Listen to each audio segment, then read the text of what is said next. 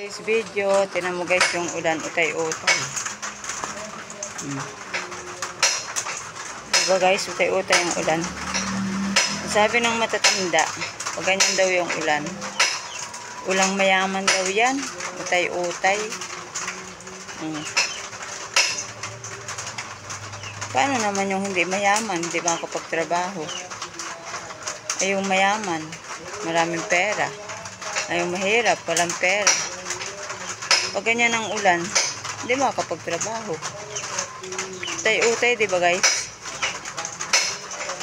Shout out pala yung mga followers ko dyan. Like and share and follow. Count me in, count me in. Dito lang sa baba.